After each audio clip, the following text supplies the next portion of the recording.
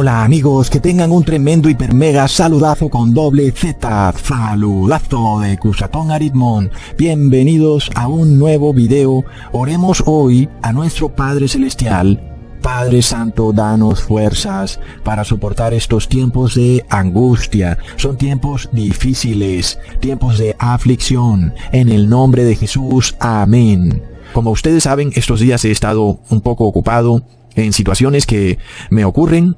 Como ustedes saben, en otros videos se los he contado. Cada año me ocurre algo, una situación difícil con la que tengo que lidiar. Es algo que viene ocurriendo desde que empecé a llamar a todas las personas a la salvación, a la vida eterna. Desde ese momento, terribles situaciones me han complicado mucho el hacer videos, porque luego, amigos, un familiar cercano falleció. Y lamentablemente ese familiar que iba a una iglesia del falso profeta. Y ese familiar además era una persona muy, pero muy buena. Una persona amada y querida, no solo por sus familiares, sino por amigos, compañeros de trabajo, conocidos. Muchos fueron a su funeral y lloraron, siendo nada más amigos o compañeros. Muchos también eran compañeros de las iglesias evangélicas caídas en apostasía, y ellos también lloraron, cantaron salmos a Dios y elevaron oraciones. Entonces también un pastor evangélico, tal vez con toda la buena intención del caso, predicaba la doctrina errada del falso profeta. Decía que aquel familiar ahora estaba en el cielo, allá con Dios. Y yo quería que esto fuera cierto, pero busqué en la Biblia y no lo encontré. Aunque mi corazón quería que ese familiar estuviera vivo en espíritu, pero en la Biblia no lo encontré. Entonces, es lamentable que algunos reciben la luz y realmente no están a la altura de ella, y luego se van para convertirse en amigos, y algunos que son familiares que quisiéramos que recibieran la luz, por alguna razón no la reciben, aunque son personas buenas. Y estoy seguro que son mucho más buenos que aquellos que hemos visto que han recibido la luz, pero que luego no han estado a la altura de haber recibido la luz. Es realmente algo demasiado irónico. Y uno entiende lo que significa entonces recibir la verdad de la palabra de Dios. Sabemos que muchas personas que son familiares nuestras no van a poder tolerar las terribles situaciones que se van a presentar. Y es por esto que Dios, en su misericordia, preferirá entonces que aquellas personas que no van a poder tolerar lo que se viene, mejor descansen en la tumba. Sin embargo, a nosotros nos queda la duda. ¿Serán resucitados a vida eterna o no? No lo sabemos. Son misterios que serán resueltos cuando estemos en el cielo con nuestro Padre Celestial. Porque aunque quisiéramos de corazón que esa persona, aun y cuando hubiera muerto, estuviera en espíritu allá en el cielo, como dijo el pastor evangélico, la Biblia nos dice que no es así. Una de las estrategias del demonio es usar versículos que te prueban algo, y él usa esos mismos versículos para probar algo contrario, y parece algo imposible. Por ejemplo, como un versículo que te prueba que la persona cuando muere, luego no sube viva al cielo, sino que permanece muerta. El demonio usa ese mismo versículo para hacerte creer que esa persona sube viva al cielo, mientras su cuerpo está muerto en la tierra. Pero es algo que hemos visto y hemos estudiado mucho. Eso es lo que hacen los espíritus endemoniados. Usan versículos que te prueban contundentemente algo para irse en contra de precisamente eso que prueban. Entonces el pastor evangélico, tal vez de nuevo, con toda la buena intención, dice en Eclesiastes 12, versículo 7, y el polvo vuelve a la tierra como era, y el espíritu vuelve a Dios que lo dio. Este versículo debería probarnos que la persona muere y que el espíritu de esa persona vuelve a Dios. Es decir, la persona no tiene conciencia después de muerta. Pero ese es el mismo versículo que el pastor evangélico usó para dar a entender que la persona, aunque murió, aunque su cuerpo está ahí, esa persona está en el cielo, viva, en espíritu. ¿Entienden entonces lo que les trato de decir? Un versículo usado para probar una doctrina totalmente opuesta a la Biblia, cuando ese versículo prueba claramente que la persona después de morir no sigue viva. ¿Y qué pasa cuando tú, como familiar, quisieras de corazón que eso fuera así? Que ese familiar no estuviera realmente muerto, sino que su espíritu estuviera vivo. Tú quisieras que fuera así. Pero ¿qué pasa cuando la palabra de Dios no dice eso? ¿Qué pasa cuando la palabra de Dios nos muestra algo muy distinto a lo que predican los pastores y curas? Nosotros no podemos poner nuestro corazón por encima de la palabra de Dios, y tenemos que aceptar la realidad como es y no engañarnos, a pesar de que nuestro corazón quisiera que las cosas fueran distintas. Entonces, El cristianismo apóstata predica que el ser humano, aunque muere en cuerpo, sigue vivo como una entidad corpórea, y que ese espíritu que sigue vivo va al cielo para vivir allá con Dios. Y esta es la visión de lo que ocurre con el misterio de la muerte, predicado por las iglesias cristianas caídas en apostasía. Pero en este video nosotros vamos a revelar la verdadera situación que ocurre con una persona que muere. ¿Cómo funciona esto? ¿Qué pasa cuando la persona muere? ¿Y qué es lo que verdaderamente dice la palabra de Dios? Y vamos a dar una prueba contundente. Porque ¿quién nos puede revelar este misterio y lo que ocurre verdaderamente y tener nosotros una plena certeza de lo que ocurre cuando una persona muere? Por supuesto, amigos, el único que nos los puede revelar es Jesucristo. Porque, amigos, cuando nosotros miramos la muerte, nos vemos o nos encontramos con un problema tremendo. La muerte es irreversible. Como dice el dicho, todo tiene solución, menos la muerte. ¿Qué pasa cuando personas que queremos que escuchen el mensaje de salvación no lo escuchan, no se aperciben? Mientras están vivas, hay esperanza, todo tiene solución. Pero el día que llega la muerte, entonces ya no hay más manera de predicar. No hay otra forma de tratar de llegarle a la persona. Y luego quedamos con este misterio, el misterio de la muerte. Recordamos que la peor mordida que el demonio puede darle al ser humano, como serpiente tortuosa, es la mordida de la muerte. Es que ya no hay forma de nada después de que la persona muere. Y el otro problema es que tú no sabes ni el día ni la hora. De repente te coge la muerte de manera repentina. Es terrible. El ser humano muere y no le da tiempo de nada.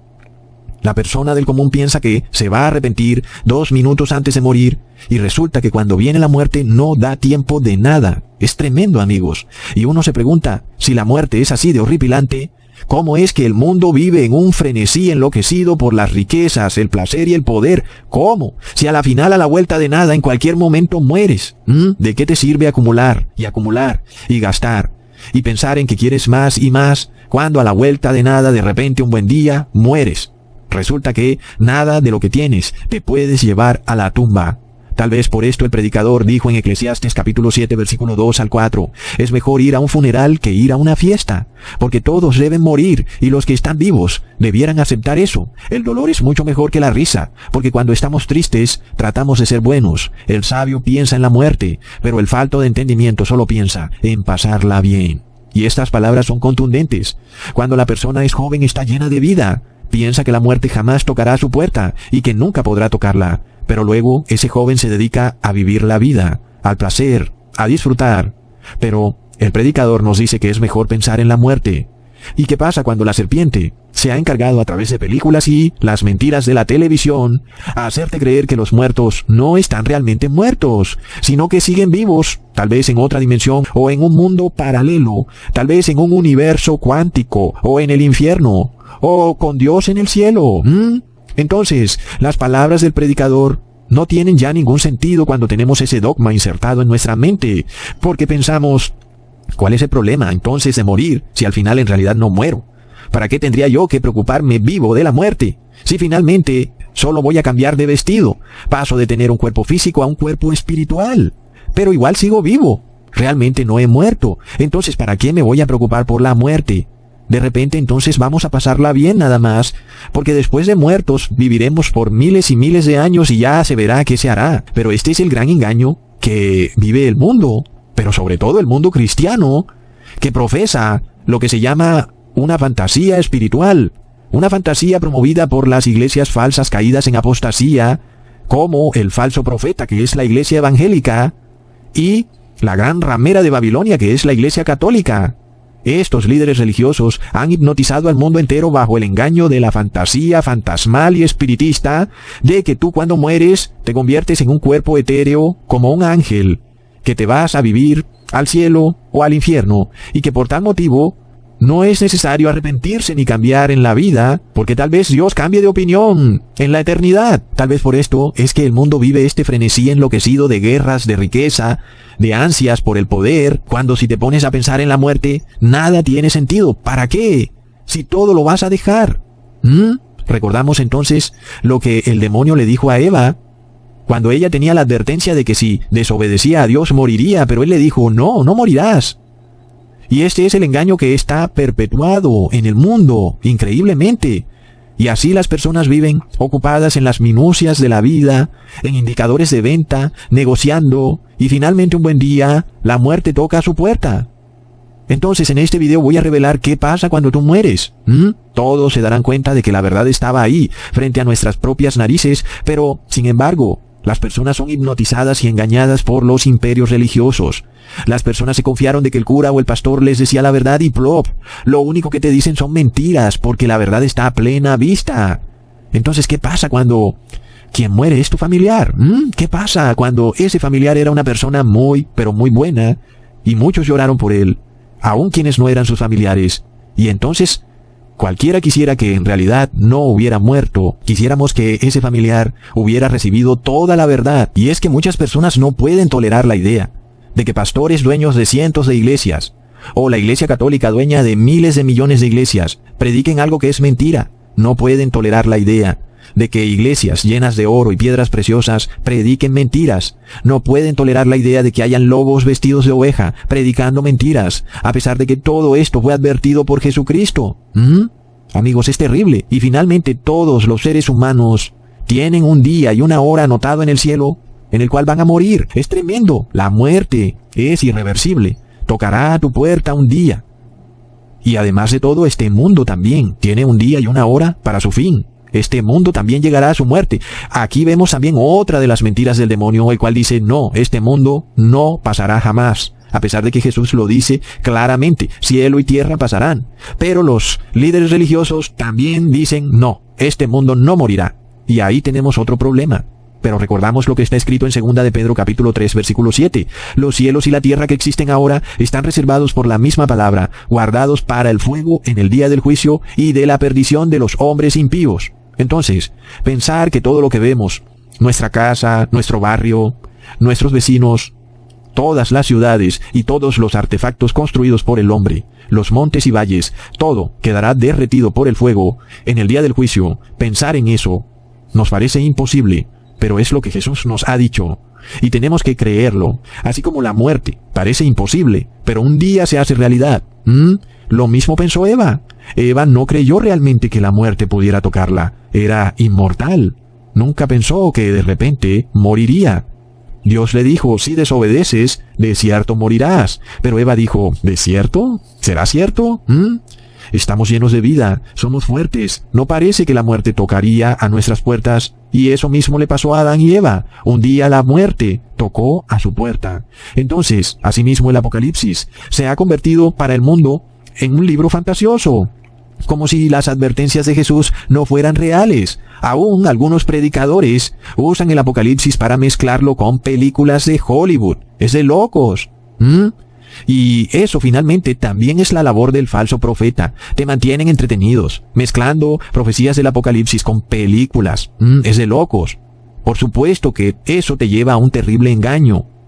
Y algunos hermanos, que ahora son amigos, decían que se iban a ir a ese ministerio. Plop. Estaban blasfemando contra el Espíritu Santo de Dios. Es decir, tú conoces la luz y te vas a ir a la oscuridad y lo declaras. Y luego alguien se pregunta por qué fueron expulsados. Es que tú decir que te vas a salir de este ministerio para irte a Hollywood mezclado con el cristianismo es una blasfemia. Entonces, cuando tú tienes la verdad tan cerca de ti, pero la desprecias, tú te has convertido en un cerdo. Se cumple entonces la palabra, no tiréis las perlas a los cerdos. Es tremendo, amigos. Recordemos lo que está escrito en 2 de Tesalonicenses capítulo 2 versículo 11 al 13. Por eso Dios les envía un poder engañoso, para que crean a la mentira, a fin de que sean condenados todos los que, lejos de creer la verdad, se deleitaron en la injusticia. Entonces, por ejemplo, algunos hermanos, de repente, vienen a este ministerio, conocen la verdad, pero su ego no les permite adaptarse a lo que es el cielo. Ellos tienen que imponerse. Y entonces de repente esas personas reciben un poder engañoso. Y entonces se van a mirar otros predicadores que mezclan verdades con mentiras y que hablan de películas de Hollywood. Y hay también hermanos que quieren adentrarse en lo oculto, quieren aprender cosas ocultas constantemente y ya empiezan a pasar una línea. Hay cosas en donde no tenemos por qué meternos. Finalmente un día terminas de lleno en el ocultismo, pensando que practicas el cristianismo, y vuelve y juega. Tanto advertirle al hermano terminó cayendo de nuevo en las manos del falso profeta. Son lobos vestidos de oveja, están por todas partes. Pero todo tiene el origen en el cual tu ego no te permitió aceptar la palabra de Dios. Así que lo que luego te ocurre es justo, que caigas en un gran engaño. Es lamentable. Entonces miramos cómo todas estas cosas son irónicas. Mientras hay familiares buenos que merecían conocer la verdad, pero desafortunadamente por su edad ya no podían aceptarla, porque llevaban años y años y años recibiendo la mentira. Pero luego hay hermanos que conocen la verdad y tal vez no son tan buenos porque son muy soberbios y finalmente se alejan de la verdad porque su ego es demasiado poderoso. ¿Y a dónde caen? También caen a la mentira. Es tremendo. Todos estos misterios algún día serán revelados. Por lo cual, yo te advierto hoy, no permitas que tu corazón te engañe. Porque recuerda que el corazón del ser humano es engañoso. Quiere decir que si tú le das rienda suelta a tu corazón, te va a engañar. Porque el corazón del ser humano es engañoso. Y con mi corazón yo quisiera que ese familiar estuviera vivo en el cielo. Pero eso no es lo que dice la palabra de Dios. Amigos, nosotros tenemos que apegarnos a la verdad y no permitirle a nuestro corazón que nos diga qué es la verdad, sino que el Padre debe decirnos en su palabra la verdad. Y nosotros debemos guiarnos por la razón, no por nuestra razón, porque nuestra razón es nuestro corazón. Cuando nos guiamos por la razón, es porque nos guiamos por la palabra de Dios. Como está escrito en Isaías capítulo 1 versículo 18, venid ahora y razonemos, dice el Señor, aunque vuestros pecados sean como la grana, como la nieve serán emblanquecidos. Pero tú no razonas, tú dejas que tu corazón te guíe, pero tu corazón es engañoso. Entonces, la verdadera razón, el verdadero razonamiento, no es el que tú haces en tu cabeza, no. Cuando tú piensas por ti mismo, quien manda en ti es tu corazón. El verdadero razonamiento es cuando no te fías de ti mismo, sino que consultas a Dios. Haces y actúas de acuerdo a la palabra de Dios, obedeciendo sus estatutos y mandamientos. Porque de lo contrario viene el poder engañoso. Y terminas entonces entendiendo cosas que no aparecen en la Biblia. Es tremendo. No podemos fiarnos de nuestro corazón, porque resulta que ese corazón le pertenece a Satanás. Él tiene poder sobre ese corazón. Es muy engañoso. Y así, de nuevo, tú pensarás que la marca de la bestia se demora muchísimo, o que no es necesario arrepentirse de todo, o que no tienes que dejar de pecar por completo, que no tienes que ser santo para entrar al cielo. Y ahí viene el problema. Luego, ¿quién puede traer de vuelta a una persona después de fallecida para que razone? No se puede, amigos. Hay unas reglas que obedecer. Si tú quieres ser resucitado, entonces entremos en materia. Jesús nos revela exactamente lo que le ocurre al ser humano después de la muerte. Leamos en Lucas capítulo 23, versículo 46. Entonces Jesús, clamando a gran voz, dijo: Padre, en tus manos encomiendo mi espíritu. Y habiendo dicho esto, expiró. Miremos esto, hermanos. Jesús clamó a gran voz. Él gritó. ¿Y por qué gritaría alguien? Es decir, ¿Jesús gritó? Debe ser muy importante. Debe ser que debemos reflexionar sobre lo que Él dice. Imagínate nada más, Dios gritando, ¿no? Es decir, la cosa debe ser muy seria, muy importante. Es un grito de Dios. ¡Wow! Qué raro que no haya muchísimas prédicas sobre este grito. Es algo que debería hablarse tal vez por horas o días. ¿Qué pasó aquí? ¿Por qué Dios gritó? ¿Qué nos quiso decir? Lo más curioso es que esto coincide perfectamente con lo que ya leímos en Eclesiastes capítulo 12 versículo 7. El polvo vuelve a la tierra y el espíritu vuelve a Dios quien lo dio. Y vemos que Jesús da testimonio de eso cuando Él dice: Padre, en tus manos encomiendo mi espíritu. Jesús entonces va a la tumba y su espíritu, que es su vida, volvió a Dios quien lo dio. Jesús, sin embargo, tenía fe de que resucitaría. Esta es la fe de Jesús. Es la misma fe que debemos tener todos si queremos ser resucitados en la segunda venida. Por lo cual decimos: Padre eterno, en tus manos encomendamos nuestro espíritu. O dicho de otra manera, nuestra vida, la vida eterna, la cual le pertenece al Padre. Leamos en Génesis capítulo 2 versículo 7. Formó pues el Señor Dios al hombre del polvo de la tierra, y sopló en su nariz el aliento de vida, y fue el hombre un alma viviente. Este aliento de vida es el mismo espíritu del hombre, es la vida. Y cuando Jesús encomienda su espíritu al Padre, Él estaba encomendando su vida, sabiendo entonces que estaba a punto de morir, pero teniendo fe de que sería resucitado. Entonces, Jesús en el madero nos revela el misterio de la muerte, el cual es tal como ya Dios nos lo había revelado en el Edén, cuando le dijo a Eva: si comes del fruto prohibido, de cierto morirás. Y todo ser humano entonces que nace de Eva, hereda la muerte de Eva, porque hereda también la carne pecadora de Eva, por lo cual recordamos que Jesús también heredó la carne pecadora de Eva a través de su madre, la cual tuvo otros hijos e hijas. Por esto se declara en Job capítulo 34 versículo 13 al 15, ¿quién visitó por él la tierra? ¿Y quién puso en orden todo el mundo? Si él pusiera sobre el hombre su corazón, y recogiere así su espíritu y su aliento, toda carne perecería juntamente, y el hombre se tornaría en polvo. La Biblia es contundente, hermanos. El espíritu del ser humano es su vida, y Dios puede retirar ese espíritu de ti, y ¿qué pasa? Mueres y te conviertes en polvo. Es decir, dejas de existir. Es tremendo. Entonces, las religiones falsas caídas en apostasía declaran que no, que el hombre no muere cuando muere, sino que sigue vivo en espíritu como un cierto fantasma. Y entonces nada de lo que dice la Biblia tiene sentido, porque luego ¿qué importa que tu cuerpo vuelva al polvo si tú sigues vivo en un cuerpo espiritual? Pero cuando vemos que Jesús entrega su espíritu al Padre, eso jamás quiere decir que el cuerpo de Jesús queda en la tumba y que Jesús sigue vivo en espíritu.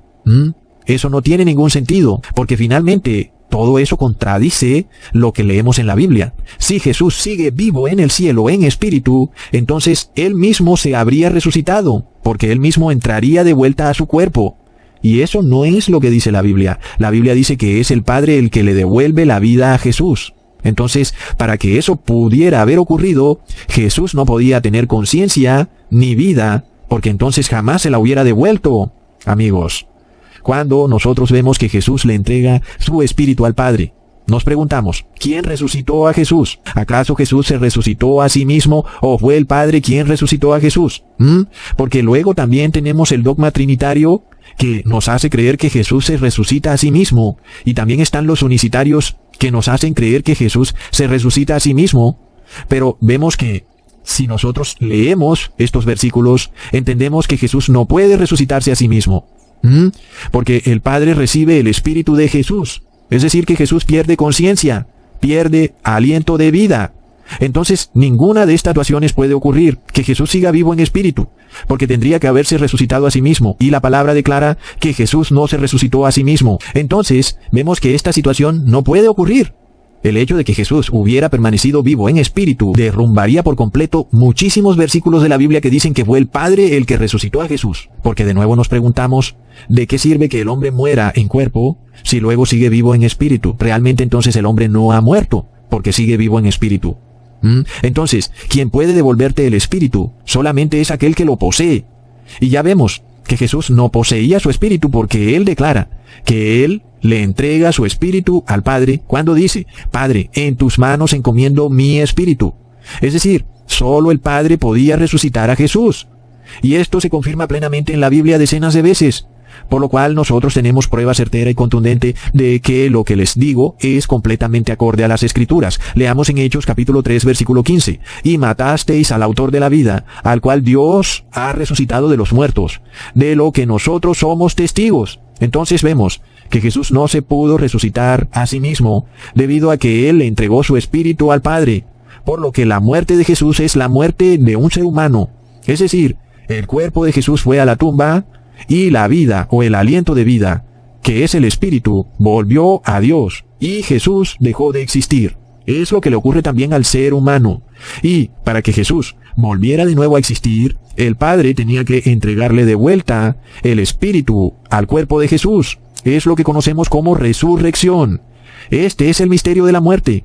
Nosotros como seres humanos, si morimos, la única manera de que volveremos a la vida será el Padre dándonos de vuelta nuestro espíritu.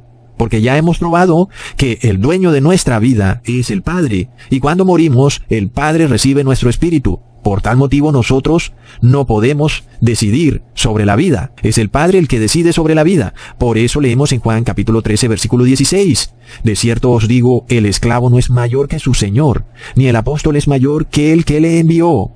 Por lo que si Jesús volvió a la vida a través de la resurrección, la única forma para que un ser humano vuelva a la vida o tenga de nuevo conciencia es a través de la resurrección. Pero miremos este engaño de la Iglesia evangélica y católica declarando que aún las personas después de muertas siguen vivas, y en el peor de los casos declaran que alguien que ha muerto se va al cielo a vivir con los ángeles y con Dios, pero que luego finalmente los resucitarán y ese espíritu que está en el cielo supuestamente de nuevo se entrará al cuerpo aquí en la tierra. Eso es lo que supuestamente dicen los evangélicos y católicos para justificar algo que no tiene explicación, y es para qué alguien va a resucitar si finalmente sigue vivo en el cielo. Ellos dicen que igual sí resucitarán, pero que ese espíritu que está en el cielo de nuevo asumirá una forma física. Eso, por supuesto, no está por ningún lado en la Biblia, porque cuando las personas que murieron en la Biblia fueron resucitadas, sea por Jesús, o por Eliseo, o por Elías, o por Pedro, o por el apóstol Pablo, y esas personas volvieron a la vida, ninguno dio testimonio de que estuvo vivo cuando estuvo muerto. Ninguno dijo que estuvo con ángeles, o que estuvo en el cielo con Dios, o que andaba por ahí recorriendo sus pasos. Por tal motivo, no hay base bíblica en lo absoluto para decir que cuando la Biblia declara que el espíritu vuelve a Dios, eso significa que la persona va al cielo en forma espiritual y que supuestamente esa persona que está en espíritu en el cielo está ya feliz mientras espera la resurrección para volver a encarnarse en un cuerpo humano.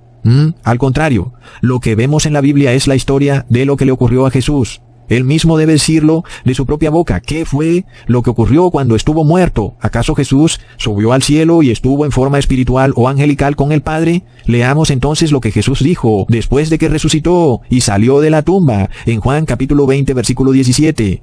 Jesús le dijo a María Magdalena: no me toques porque aún no he subido a mi Padre, mas ve a mis hermanos y diles: subo a mi Padre y a vuestro Padre, a mi Dios y a vuestro Dios. Entonces, ¿acaso subió Jesús al Padre mientras estuvo muerto y subió en espíritu? No. Jesús sube al Padre después de que es resucitado. Solo en ese momento Él vuelve a la vida y entonces sube al Padre. Por lo cual, el argumento evangélico y católico de que las personas muertas suben al Padre en espíritu y luego son devueltos a la tierra para resucitar en cuerpo físico no tiene base bíblica, porque Jesús no vivió eso.